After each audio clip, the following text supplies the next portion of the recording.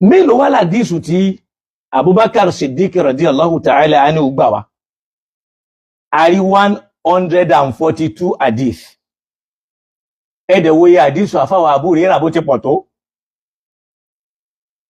Ẹ wo bó ti pọ̀ tó, ó lé ní 7,000. Àfáwà Abubakar tó mọ̀ ti fún tẹ̀dọ̀ Ànábì. Hadithu tí wọ́n rí rẹ̀kọ́ọ̀dù kalẹ̀ fún wọn, ó jẹ́ 142. Ọgọ́rùn-ún kan ó lé ní àti méjìlélógójì. 142 hadith. Hadith 142 yìí, àfáwà Bukhari àti Muslim ẹnu wọn kò sórí mẹ́fà. Ẹ bá ń gbọ́ muttafaqun alayhi mẹ́fà péré ni hadithu bàbá wa Abubakar tá a lè rí tó yẹ pé ó pa Imam Bukhari àti Imam Muslim papọ̀. Tábálọ́ká Bukhari nìkan wà ń farada bí àádá aṣara. Àwọn dámú mẹ́kànlá wá. Wà Muslim bí hadithin wahidi, Muslim dáwà pẹ̀lẹ́ ọ̀kan. Kí ló ń fa infurad? Tí Muslim bá gba hadithu kan wá, tí ò bá lálàáfíà lọ́dọ̀ Imam Bukhari ò ní gbà wá, yóò dákẹ́ lórí ẹ̀. Tí Abubakar àbí Imam Bukhari tó bá rí pé lọ́dọ̀ tóun hadithu kan lálàáfíà tó bá gbà wá, lọ́dọ̀ ti Muslim tí ò bá lálàáfíà òun ò ní gbà wá, kò ní rìkọ́dù ẹ̀. Ìyẹn ni wọ́n ṣe máa ń sọ pé infarada bihil Bukhari. Imam Bukhari nìkan òun dágbà wípé mọ́kànlá nínú hadisi yẹn ó lálàáfíà lọ́dọ̀ tóun tèmi ò lá. Lọ́dọ̀ Muslim mẹ́kànlá ní kò lọ. Ẹyọ ọ̀kan lọ́dọ̀ Imam Muslim nìkan ló lálàáfíà lọ́dọ̀ tiẹ̀. Lọ́dọ̀ ti Bukhari kò lálàáfíà. Àmọ́ lọ́dọ̀ àwọn méjèèjì èyí tẹ́nu wọn jọ kò lé lórí pé ó lálàáfíà ó jẹ́ mẹ́fà. Hadithu àfáwà Abubakar radiyallahu ta'ala anhu. Hadithu mẹ́fà péré ní ẹnu Imam Bukhari àti Muslim kò tó jẹ́ tàbúbákir. Ẹ dákun kí wá lókùn ní ìsìlámù tá ń ṣe tó bá lọ di pé Abubakar a lè rí ọ̀rọ̀ ẹ̀ mú wá tó lálàáfíà tó fẹsẹ̀ rinlẹ̀ ju mẹ́fà lọ. Ẹ jẹ́ ká jọ bira wa léèrè kí ló kù nínú Islam? Kò kù kankan mọ́ àfi tá bá tan ara wa ká padà síbi òtítọ́. Ẹ̀yin wá wo riwaya Abu Hurairah radiyallahu ta'ala anhu lẹ́gbẹ̀ẹ́ àfáwà Abubakar radiyallahu ta'ala anhu. Ìyẹn Abubakar nìyẹn. Tá bá wá wò á rí pé ẹ lọ ka Masharikul Anwar al-Wahaja. Ọ̀rọ̀ tí mò ń sọ yìí ó bá ń bẹ̀. Ọ̀rọ̀ tí mò ń sọ yìí ó pé bó ti rí ní bó ti rí náà nìyẹn. Masharikul Anwar al-Wahaja ó bá ń bẹ̀. Kódà tó mi ò fẹ́ sọ fọ́lùmù tẹ́lẹ̀ bọ́ ó rí inú fọ́lùmù 3 ó ní péjì náà ó bá ń bẹ̀. Àfáwà Umar radiyallahu ta'ala anhu kọ́lọ̀ bá wa yọ́nú sí wọn. Àwọn náà lo 23 pẹ̀lá nẹ́bí tó fẹ́ pé tí ò lábà wọn. Hadithu mélòó ni wọ́n rìkọ́ọ̀dù lẹ̀ fún wọn? Ṣé pé Abu Hurairah nísìn 142 hadisi ni wọ́n rìkọ́ọ̀dù kalẹ̀ fún wọn. Mẹ́fà péré ni Imam Bukhari àti Muslim gbà yí pé lọ́dọ̀ àwọn ẹnu àwọn kò kú lálàáfíà o. Lọ́dọ̀ Muslim, lọ́dọ̀ Abubakar àfáwà Bukhari wọ́n ní infuradu mẹ́kànlá. Muslim ní infuradu pẹ̀lẹ́ ọ̀kan. Naam. Umar radiyallahu ta'ala anhu tó ń jẹ́ khalifa ẹlẹ́ẹ̀kejì. Hadithu mélòó ni wọ́n rìkọ́ọ̀dù fún wọn? 539. Hadithu tí wọ́n ó jẹ́ 539 tí wọ́n rìkọ́ọ̀dù kalẹ̀. Hadithu tí wọ́n rìkọ́ọ̀dù kalẹ̀ fún Umaru Khalifatu Thaniya lẹ́yìn Ànábì Muhammad ó jẹ́ 539. Ẹ wá máa gbọ́ o, ẹ wo iye ń Abu Hurairah ní o 7,000 plus. Wọ́n rí ó jẹ́ ká bí wọ́n lè rí pé níbo ni wọ́n ti rí tí wọ́n rìkọ́ọ̀dù fún Abubakar àti Umaru yìí pàápàá. Ìbéèrè ń bọ̀ lórí ẹ̀ pé níbo ni wọ́n ti rí. Naam. Nínú hadisi tí wọ́n wá rìkọ́ọ̀dù kalẹ̀ fún àfáwà Umar radiyallahu ta'ala anhu tó ń jẹ́ 539 yìí, ittafaqa ala ashara. mẹ́wàá péré ni Imam Bukhari àti Muslim ni wọ́n lù ló ń tẹ̀ ń bẹ̀. La ilaha illallah. Ittafaqa ala 10 mẹ́wàá péré nínú 539 yìí, mẹ́wàá péré ni Bukhari ni Imam Bukhari àti Muslim ni wọ́n lù ló ń tẹ̀ lẹ́nu àwọn méjèèjì kò pé lọ́dọ̀ àwọn ó lálàáfíà. 11 mẹ́kànlá àbí mẹ́wàá péré. Wa anfarada al-Bukhari bi 9. Bukhari òun wá dámú 9 wá. Tó bá ní wa anfarada al-Bukhari bi 9, òun padà rí 9 lọ́dọ̀ tí ẹ̀ pé lọ́dọ̀ tóun nìkan ó dámú 9 wá.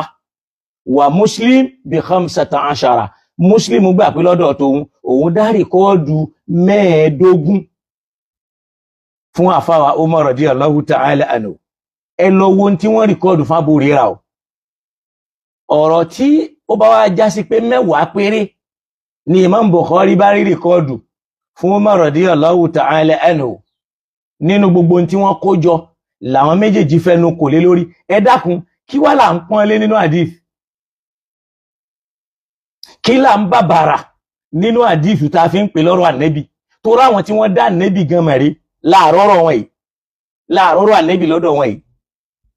Àní wọ́n ní 538 ni wọ́n rìkọ́ọ̀dù fún àfáwà Umar. 10 ni Imam Bukhari àti Muslim lẹ́nu wọn kò lórí pé ó lálàáfíà lọ́dọ̀ àwọn méjèèjì. Gbogbo èyí tó kù pim. Àmọ́ lọ́dọ̀ Bukhari òun gbà pé 9 kan ó dáyọ̀ yín ní sọ́tọ̀. Muslim náà sì dáyọ̀ 15 tó dá ṣe infradu pẹ̀lú ẹ̀.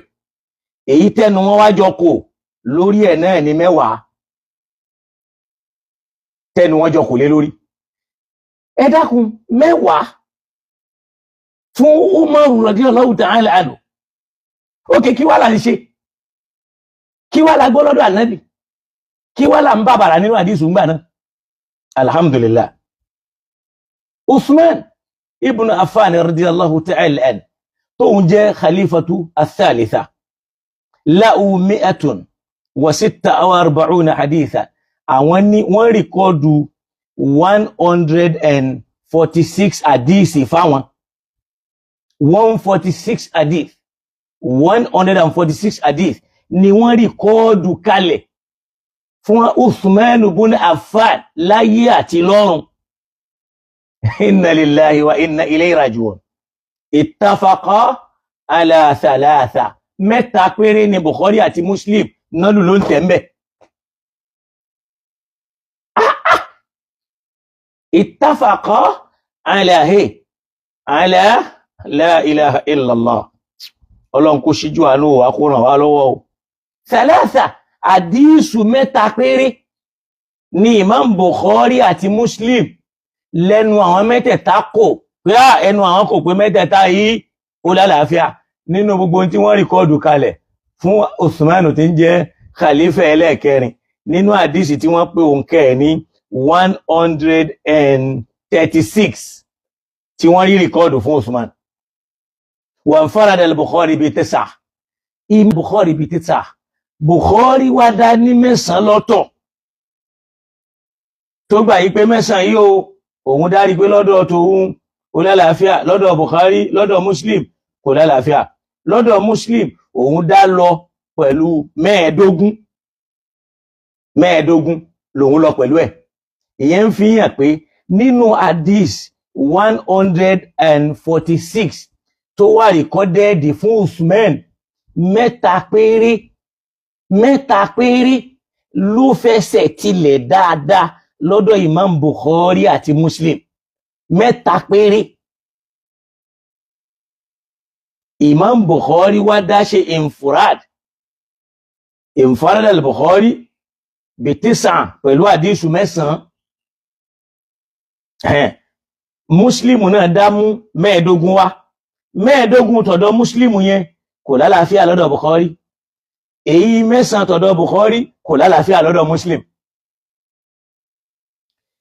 Táwọn eléyìí tá bá rìkọ́ọ̀dù tó ìwọ̀nba nǹkan yìí fún wọn, ẹ dákun, kí wá là ń pọ́n nínú àdísù tá bá rí ọ̀rọ̀ fáwọn eléyìí? àfáwà Ali radiyallahu ta'ala anhu tó járólé ẹlẹ́ẹ̀kẹrin wọ́n rìkọ́ọ̀dù àdísù fáwọn náà oúnjẹ 500 hadithin wa 86 hadithan àdísù tó wà rìkọ́dẹ́ẹ̀dù fáwọn nínú Islam oúnjẹ 586 ló wà rìkọ́dẹ́ẹ̀d fún àfáwà Sayyidina Ali tó bá nẹ́bì gbé tó bá nẹ́bì jẹ tó bá nẹ́bì mu tó bá nẹ́bì sùn tó bá nẹ́bì jí tó mọ́ ti fún tẹ̀dù ànábì Muhammad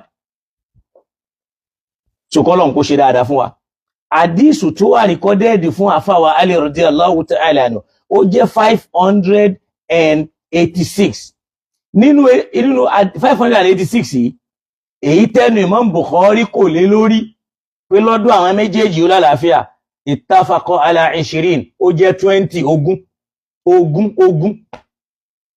20 hadith lẹ́nu Imam Bukhari àti Muslim kò lé lórí pé lọ́dọ̀ àwọn méjèèjì ó táwọn jọ gbà wọlé papọ̀ pé nǹkan kan ogún ó lálàáfíà nínú tí wọ́n rìkọ́ọ̀dù kalẹ̀ fún Sayyiduna Ali ó ń jẹ́ mélòó ó jẹ́ 20 nínú 586 wọ́n farada al-Bukhari bí 9 Imam Bukhari dáṣe ìnfúrádù 9 pé lọ́dọ̀ àwọn 9 yìí ó lálàáfíà lọ́dọ̀ Muslim 9 yẹn ò lálàáfíà àmọ́ àwọn gbà pé 15 kan wà lọ́dọ̀ àwọn ó lálàáfíà pé ìṣesí tí wọ́n ní bí 15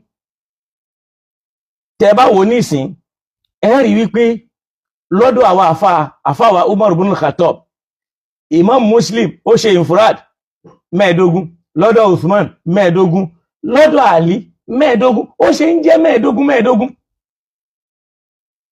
kọlọ̀n kó ṣíjú àánú wa so ìyẹn fi hàn yí pé gbogbo àdísù tí wọ́n rìkọ́ọ̀dù kalẹ̀ fún Aliu lọ́dọ̀ Imam Bukhari àti Muslim èyí tó já sí pé àwọn méjèèjì jọlù ló ń tẹ̀ pé ọwọ́ àwọn méjèèjì ẹnu wa kò sórí ẹ̀pọ̀ lálàáfíà 20 ni Imam Muslim Bukhari ó padà rí 9 tó ṣe infurad Muslim náà padà rí 15 tó ṣe infurad ẹ̀ fún Ali ẹ dákun táwálà dísù ń bẹ lọ́dọ̀ ẹ̀ tẹ́ bá wá bí àwọn àfáà wa léèrè pé ma sábàbù qillati ahadithihim kí ló fà á tádìísù tí wọ́n rìkọ́ọ̀dù kalẹ̀ fáwọn khalifa mẹ́rẹ̀ẹ̀rin yìí tó fi kéré